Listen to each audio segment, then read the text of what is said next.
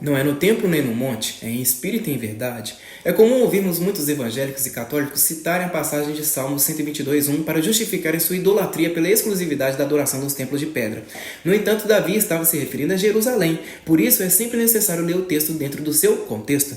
Jesus explicou à mulher samaritana, João 4, a partir do verso 7, que viria o tempo, e de fato já havia chegado, em que não se adoraria exclusivamente nem nos montes da Samaria, nem no templo de Jerusalém. Aquele templo seria destruído e reerguido em 3 dias, referindo-se ao seu próprio corpo ao falar de sua morte para o cumprimento da lei de Moisés e sua ressurreição ao 3º dia, inaugurando a nova aliança em seu sangue.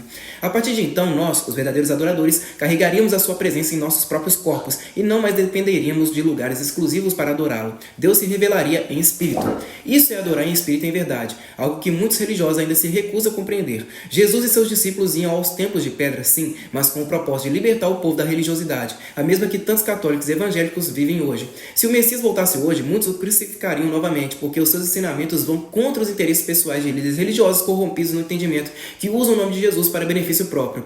Esses que negam que Jesus veio em carne são anticristos. Hoje, após a ressurreição do Messias, vivemos sob a graça, ou seja, a lei de Cristo. O Salmo 122 já não se aplica à nova aliança iniciada com a ressurreição do Cristo.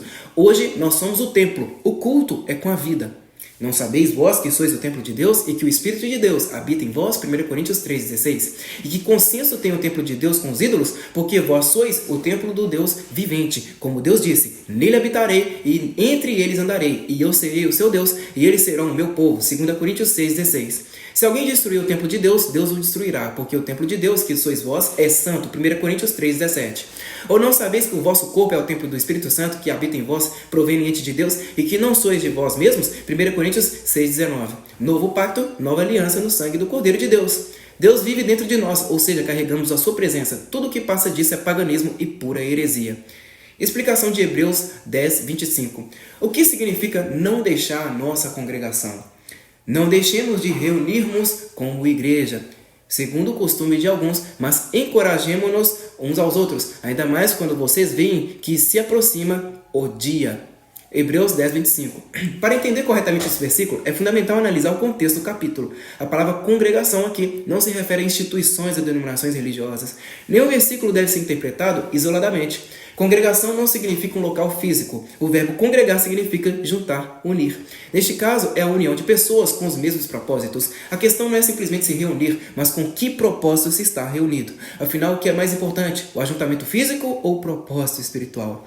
O contexto do capítulo 10, versículos 1 ao 39, trata da lei mosaica e da graça revelada em Jesus. Os hebreus estavam deixando a congregação, ou seja, estavam abandonando a união com Cristo e com a graça para voltarem à lei de Moisés. Eles estavam deixando de ser verdadeiros discípulos de Cristo. Portanto, não deixar a nossa congregação significa não abandonar a nossa união com Cristo, com o corpo de Cristo, a verdadeira igreja composta por todos os que vivem debaixo da graça com os mesmos propósitos em Jesus.